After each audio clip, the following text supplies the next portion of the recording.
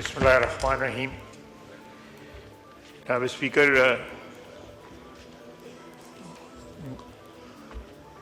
गौर साहब ने जो बात की है, अगर क्या ही अच्छा हो जिस तरह आपने रवायात की भी बात की है। कानून के जो सोर्सेज हैं सारी दुनिया में, कई सदियों से उन सोर्सेज में रवायात जो है ना एक बहुत बड़ा सोर्स है। वो बार्ड लॉ हैं, वकील हैं, वो मुझसे बेहतर जानते होंगे। इस तरह लेजिस्लेशन एक सोर्स है, कस्टम सोर्स हैं, इसी तरह रवायात भी सोर्स हैं। इस तरह की जो please order in the house.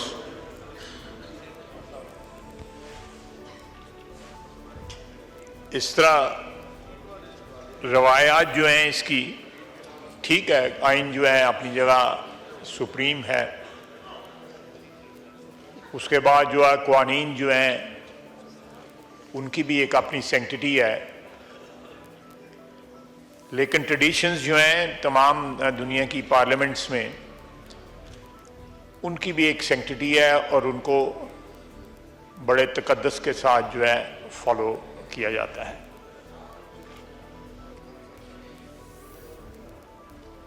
जनाब वाला, ये पिछले 3 दिन से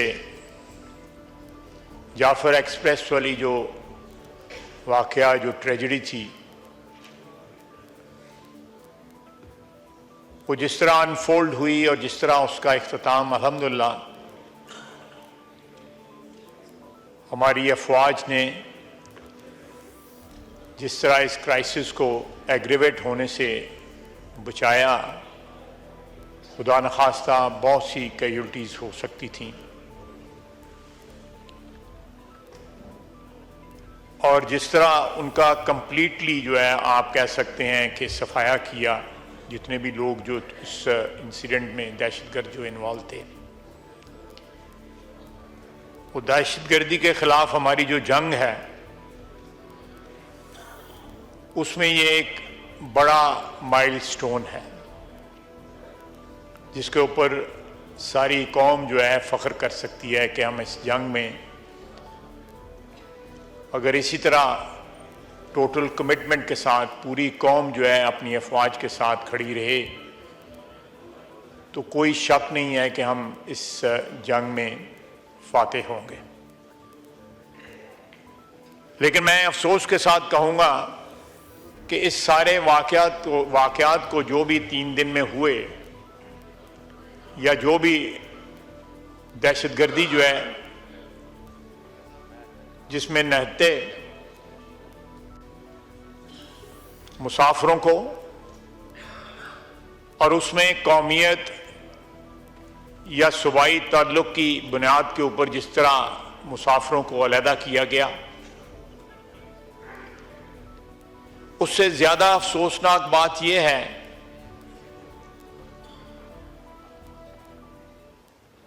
कि पीटीआई के सोशल मीडिया ने जिस तरह इसको इंटरप्रेट किया है, वो सारी कौम ने वो पढ़ा है। Order in the house. आप उमर अयूब साहब जब बोल रहे थे कोई खड़ा हुआ था? उमर अयूब साहब जब बात कर रहे थे किसी ने डिस्टर्ब किया था? नहीं। तो आप चाहते हैं कि वो जो मर्जी बात चाहे, जो एक्सपंज करना होगा मैं करूंगा, आप नहीं डिक्टेट कर सकते। जी ख्वाहिश। उसको जिस तरह इंटरप्रेट किया गया और ये फौज की कामयाबी के बजाय कहा गया कि ये दहशतगर्दों ने ये सारे बंदों को खुद छोड़ दिया। ये सोशल मीडिया पे, मैं अपनी तरफ से नहीं कुछ कह रहा, झूठ होगा, बिल्कुल झूठ होगा, लेकिन सोशल मीडिया पे जो रिकग्नाइज्ड अकाउंट्स हैं, जो ओवरसीज लोग बैठे हुए हैं इनके, उन्होंने ये बात कही। आपको भी पता है, मैं उन लोगों के नाम क्यों लूं जिनमें इतनी जुर्रत नहीं है कि वतन में बैठ के जंग लड़ सकें अपनी। मैं उनकी क्यों नाम लूं इस हाउस के अंदर?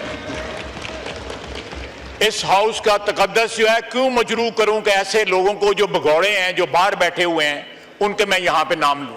जिनमें इतनी जुर्रत नहीं है कि यहां आके फेस कर सके कानून और कायदे को। देखिए, कल हमें ऐसे लोगों ने फॉर्म 47 का ताना दिया जो खुद मार्शल की पैदावार, तीनों मार्शल की पैदावार, जिनके बुजुर्गों ने एब्रोगेट किया कॉन्स्टिट्यूशन पहली दफा पाकिस्तान की तारीख के अंदर।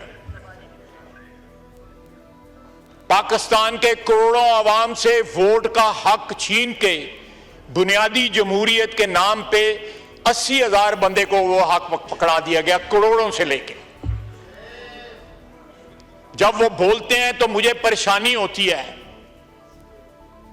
कि क्या इनका माजी जो है, इनका अपना माजी जो है, इन्होंने डिलीट कर दिए वो अपने ज़हन से। देखें, मैं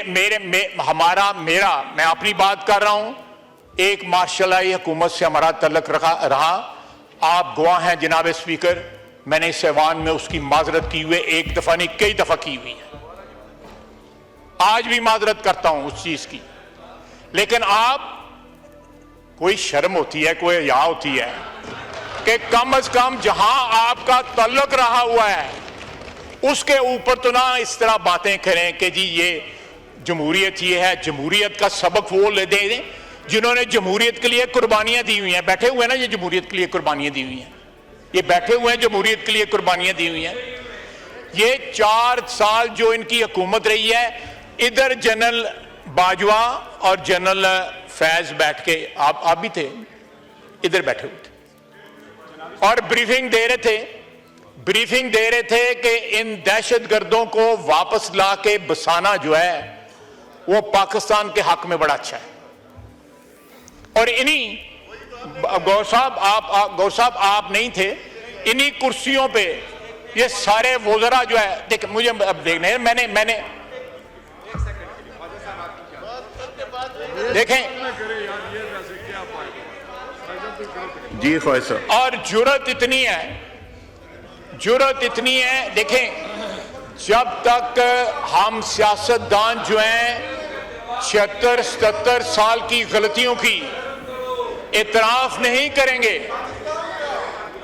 हम मिनहसुल एक बरादरी इतराफ नहीं करेंगे, हम आगे नहीं बढ़ सकते।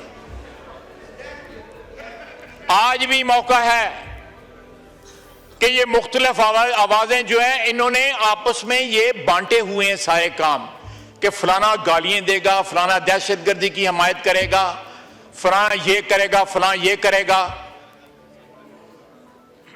आप देखें, वो मेरा भाई आज वो बैठा हुआ है, 4 महीने हो गए इसको वो कुर्रम और पारा चिनार का बैनर पकड़े हुए जो है। वहां पे अमन हुआ है, वहां पे अमन हुआ है। इस ऐवान में आप बार बार मैं ये बात रिपीट करता हूं, 4 हमले इस्लामाबाद पे हो गए हैं, लेकिन क्या दहशतगर्दों के खिलाफ कोई हमला हुआ है केपी के अंदर?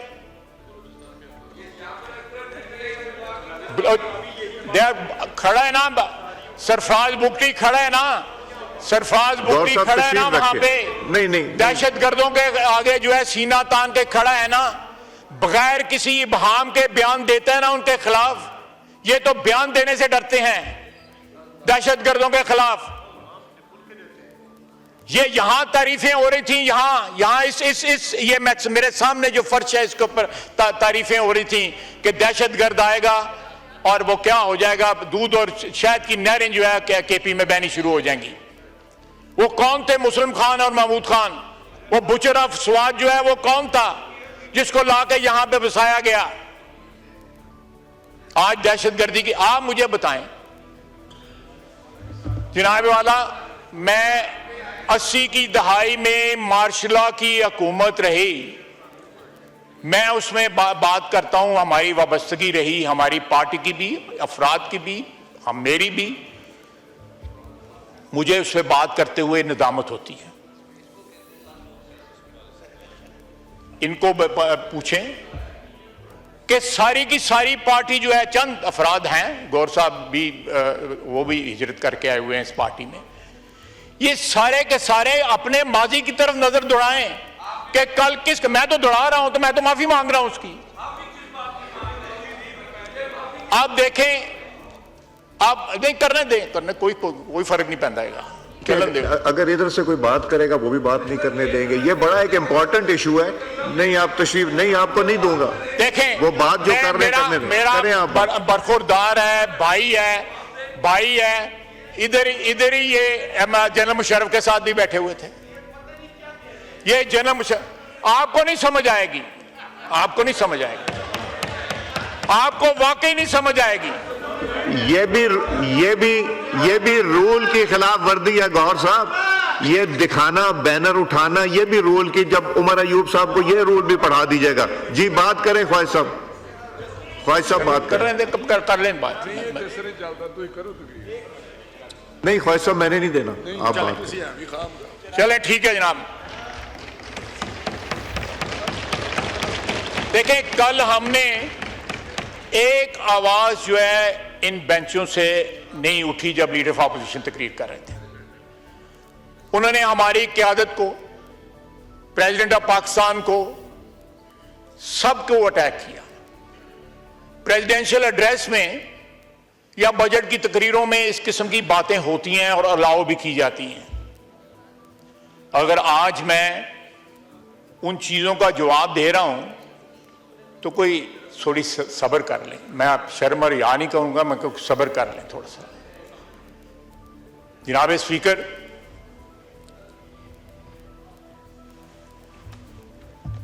हर चीज को कल गैर कानूनी कहा गया। आपको भी गैर कानूनी कहा गया, वजीर आजम को भी गैर कानूनी कहा गया, प्रेसिडेंट को भी गैर कानूनी कहा गया।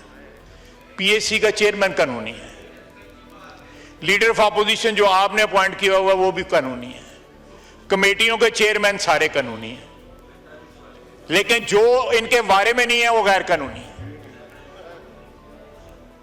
ये तजाद जो है दो नंबरी करते हैं, ऊपर से फिर धौंस और धांधली की बातें करते हैं। यहां पे में आप भी मौजूद थे जब जनरल मुशर्रफ हुक्मरान था। हमने सब कुछ विटनेस किया हुआ है कि उस वक्त कौन क्या बात करता था, लीडर ऑफ अपोजिशन क्या बात करते थे। जिस तरह वो शौकत अजीज की मालिश किया करते थे, आपको ये पारे में प्रोफेशनल मालिशी उस तरह नहीं मिलेंगे जिस तरह वो मालिश किया करते थे।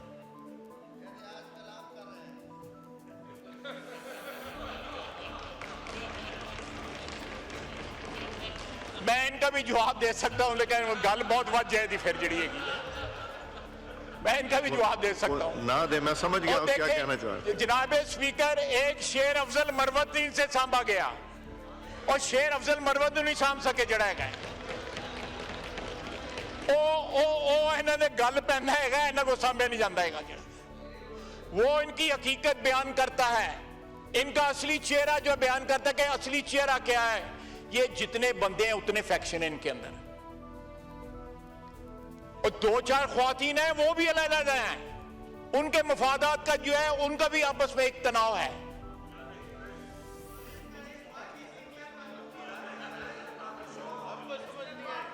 नहीं, इनको नहीं समझ आएगी, इनको नहीं समझ। मैं समझाना और समझाना तेन समझाना चाहिए।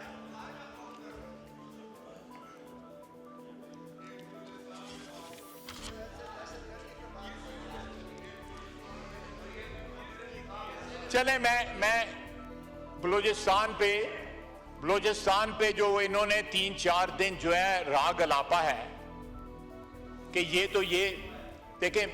जनाब स्पीकर, मैं अगले दिन एक शहीद ऑफिसर के जनाजे पे गया। 28 दिन उसकी शादी को हुए थे और उसकी वालदा बार बार कहती थी कि मुझे वो कहता था कि माँ मेरे लिए दुआ करना, मैं शहीद हो जाऊं। तो मैं कहता बेटा माँ कभी ये दुआ कर सकती है बेटे के लिए? और ये उन लोगों की तौहीन करते हैं, ये उससे भी इख्तलाफ करते हैं, उनके खिलाफ दहशतगर्दों के खिलाफ इनकारी हैं जंग लड़ने के लिए, इस्लामाबाद पे हमला करने के लिए हर वक्त तैयार हैं। इक्तदार की जंग लड़ सकते हैं जनाब स्पीकर, लेकिन मुल्क की सालमियत की जंग लड़ने से इनकारी हैं।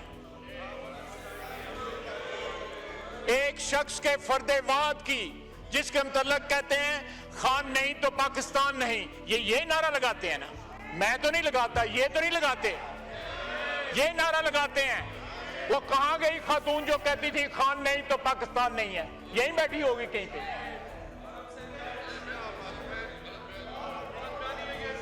ये रिकॉर्डिंग सुना देते हैं हम, रिकॉर्डिंग। असद कैसर साहब जनाब रिकॉर्डिंग सुना देते हैं। वो बातें मत करो, वो बातें ना मत करो जिसके अंदर इतनी शर्मिंदगी होती है कि सारे को और ये एक और बोल रहा है जो कहता था अगर अल्लाह को जान देनी है। और यहाँ पे कहाँ है, यहाँ पे कहाँ गया है हमारा वजीर दाखिला जो है राना सनाउल्लाह साहब, कहाँ गए हैं कि अल्लाह को जान देनी है? वो इन्हें कल्ले ने अल्लाह ने जान देनी है, बाकी ने कलें तो नहीं किन्नू देनी है। जनाब कुरान चुप के, कुरान उठा के इन्होंने यहां पे बातें झूठ बोले हुए हैं। ये दरो दीवार जो है ये गवाह है इस चीज की। जनाब स्पीकर, क्या अच्छा होता कि प्रेसिडेंशियल एड्रेस पे लीडर ऑफ अपोजिशन इस बात का इतराफ करते कि पिछले 1 साल के अंदर इकोनॉमिक रिकवरी हुई है इस मुल्क में, यहां के माशी अशारिये जो है वो ठीक हुए हैं, यहां पे हमारी बहादुर अफवाज जो है जिस तरह लड़ रही है दहशतगर्दी के खिलाफ, उसका इतराफ करते। कभी यहां पे इतराफ हुआ है? यहां पे बाप जो है बाजवा को बाप बना लेते थे, लेकिन आज जो है उस इंस्टीट्यूशन को दफा करने का उसका तैयार नहीं है। बाजवा को बाप बनाया वो था इन सब ने।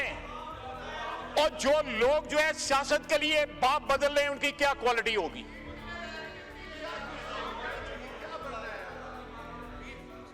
क्या बंदा है? हाली तो मैं शुरू होया तेरे नाल। सब ने मरना है, सब ने अल्लाह को जान देनी है, तू कल्ले ने नहीं देनी है।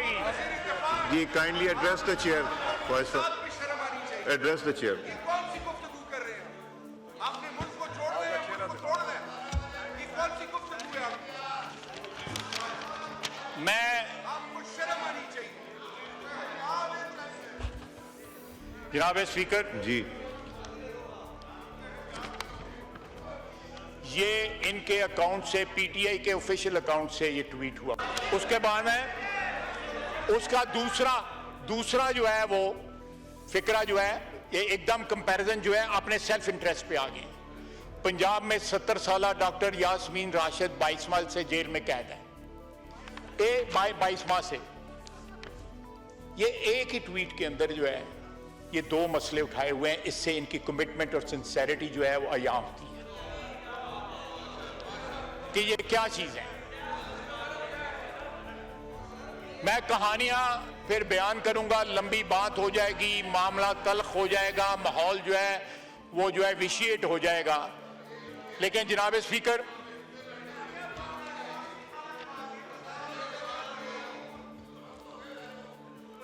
जनाब वाला, आज मुसल्लह अफवाज को जो है कल की तकरीर में और अदरवाइज जो है ये निशाना बनाते हैं।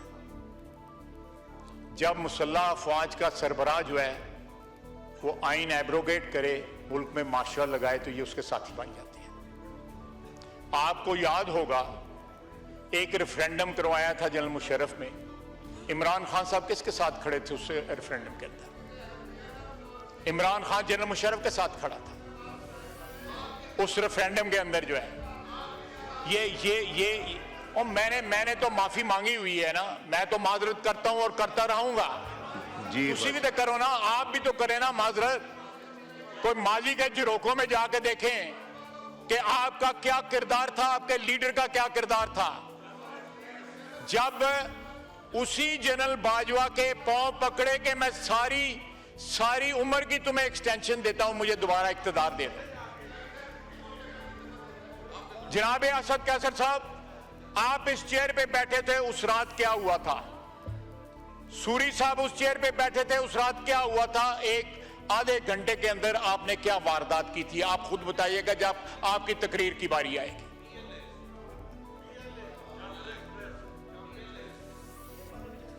आपने जाफर एक्सप्रेस और बीएलए में क्रेडिट जो है दहशतगर्दों को दे दिया, मैं क्या बात करूं। आपने दहशतगर्दों उनको दिया कि जी वो सारे के सारे जो है वो दहशतगर्दों ने मेहरबानी की है।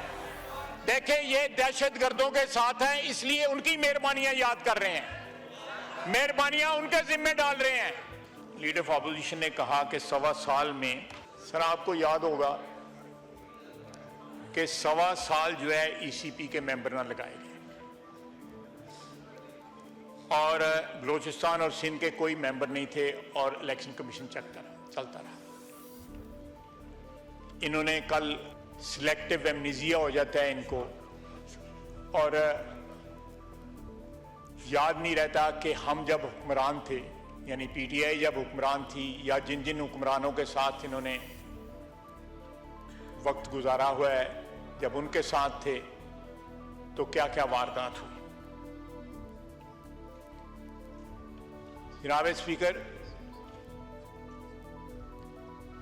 ओजड़ी कैंप और हमीदुर्रहमान कमीशन रिपोर्ट की बात की। ओजड़ी कैंप और हमीदुर्रहमान कमीशन की बात जो है, जब ये लोग इख्तिदार में थे उनको याद क्यों ना आया। आज अपोजिशन में है तो इनको याद आ रहा है। लीडर ऑफ अपोजिशन ने तो सरकारी बेंचों के ऊपर जो है एक उम्र गुजारी है, उन्होंने, उनके वालिद ने, उसके बाद उनके दादा ने। ये सारी ट्रेजेडीज जो हैं उनको उस वक्त याद ना आई, आज अपोजिशन के बेंचों में बैठ के याद आ गई। उसके बाद आईपीपीस की बात की। जनरल मुशर्रफ के वक्त सबसे ज्यादा आईपीपीस जो है जनरल मुशर्रफ के वक्त लगे। इसकी इब्तदा 90 की दहाई में हुई, लेकिन सबसे ज्यादा आईपीपीस जो है जनरल मुशर्रफ के वक्त लगे। उस वक्त वजीर थे, उस वक्त इनको ना पता लगा कि मुल्क में जो कुछ हो रहा है मुल्क में वो गलत हो रहा है।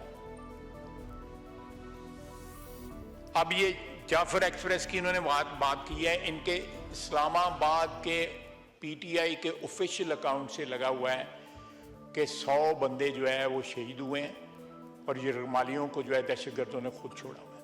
ये उनके मुझे अभी दिखाया गया है। ये अभी इनको जियो ने आपको कोट किया हुआ है। ये लोग जो है इनका क्या स्टैंड है, क्या शनाख्त है, क्या वफादारी का महवर क्या है, इनको खुद नहीं पता। सुबह कुछ बोलते हैं, शाम को कुछ बोलते हैं। पाकिस्तानियों में पूछ लेता हूं, ताना वो दो जो मार्शल की पैदावार है, जिनकी पनीरी मार्शल आलम में लगे 58 के मार्शल आलम में, वो ताना देते हैं। अयूब खान कौन था? अयूब खान को मेरा रिश्तेदार नहीं था, अयूब खान आपका रिश्तेदार था। जो है मुशर्रफ आपका रिश्तेदार था, बाजवा आपका बाप था, बाजवा आपका बाप था, और माफी मांगी है, बाजवे से माफी मांगी है।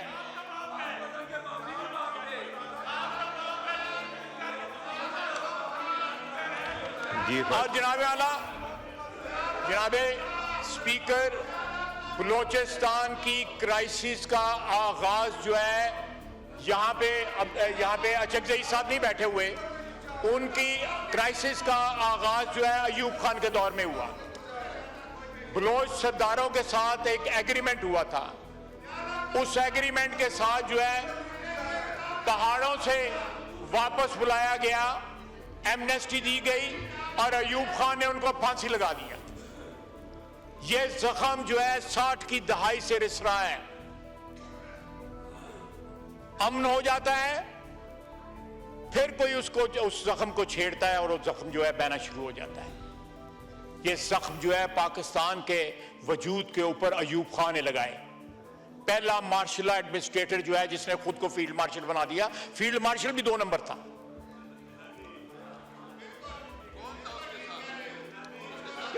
ये लीडर ऑफ अपोजिशन था, ये लीडर ऑफ अपोजिशन था। आपने लीडर ऑफ अपोजिशन उस शख्स को बनाया हुआ है। चलें, मैं कोई ज्यादा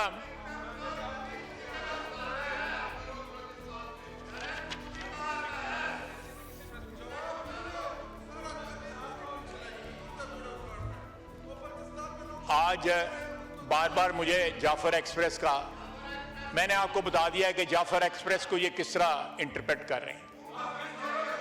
किसी बात पे तो सियासत से बाज आ उसको सियासत का मौजू बना रहे हैं। वो सारे पाकिस्तान के लिए, पाकिस्तान के 25 करोड़ आवाम के लिए एक लम्हा फिक्रिया है कि पाकिस्तान में दहशत गर्दों ने 400-500 अफराद को यरगमाल बनाया, अफराद शहीद किए। सारी दुनिया इस क्राइसिस में पाकिस्तान के साथ खड़ी है, स्वाय इनके। ये इतना साथ नहीं खड़े, ये जो है उस नारे के साथ खड़े हैं कि पाकिस्तान ने, इमरान नहीं तो पाकिस्तान नहीं है, उस नारे के साथ खड़े हैं। जनाब स्पीकर,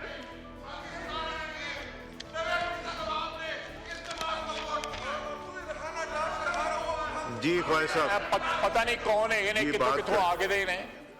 जी जनाब स्पीकर, मैंने अभी कहा है कि अपनी तमाम तर जो इनकी जो ओहदे हैं इनके पास, वो सारे के सारे आईनी है और गैर आईनी। एक आईनी सरबराह जो है सदर पाकिस्तान तकरीर कर रहे हैं। गौर साहब को अभी ख्याल आया, रवायात का ख्याल आया, कानून का ख्याल आया, आइन का ख्याल आया, जब उनकी पार्टी जो है शोर मचा रही थी। सुन लेते, जितना मर्जी क्रिटिसिज्म करते, बाद में करेंगे, तकरीरें करेंगे, लेकिन जब आप उसकी आईनी सरबराह होने को गैर आईनी करार देते हैं, आपको स्पीकर का गैर आईनी करार देते हैं, हमें गैर आईनी, और अपने आप को जो है लेजिटिमेट करार देते हैं। मेरी दरखास्त है अपोजिशन बेंचों से कि पाकिस्तान की सालमियत की जंग लड़ें, पाकिस्तान की बका की जंग लड़ें, एक शख्स के इक्तदार की जंग ना लड़ें, इमरान खान के इक्तदार की जंग ना लड़ें, पाकिस्तान में इक्तदार आला पाकिस्तान की आवाम की जंग लड़ें। ख्वाहिश साहब, 5 मिनट रह गए जमात खड़ी होने में, ब्रेक कर मैं लेते 2-3 मिनट और लूंगा, वाइंड अप कर लूंगा। जी कीजिए। जनाब अल्लाह,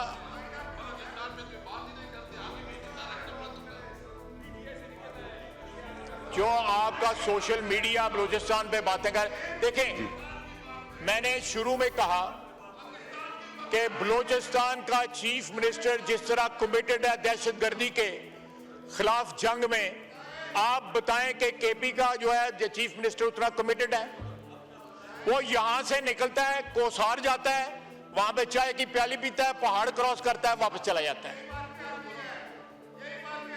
और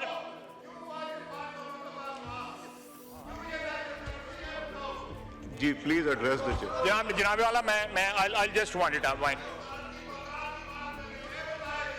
बिल्कुल पाकिस्तान की बका की बात करें, एक शख्स की बका की बात ना करें। उस सब को जो अब्दियत जो है क़यामत तक इस वतन अजीज को है, किसी एक शख्स को नहीं है। जो जिसका मर्जी लीडर हो, किसी को अब्दियत नहीं है। इनके लिए उसकी अब्दियत है, उसका इनका वो रेफरेंस पॉइंट है। मेरे लिए पाकिस्तान रेफरेंस पॉइंट है, पाकिस्तान की सालमियत रेफरेंस पॉइंट है। मैं सिर्फ इतना कहूंगा आखिर में, जनाब स्पीकर, आपकी चेयर पे असद कैसे साहब बैठे 4 साल हमने देखा है। जरा याद करें उस चेयर पे इन्होंने क्या कहा, क्या किया। थोड़ी शर्म कर लें, कोई हया कर लें। जी 15 मिनट के लिए नमाज की ब्रेक की जाती है।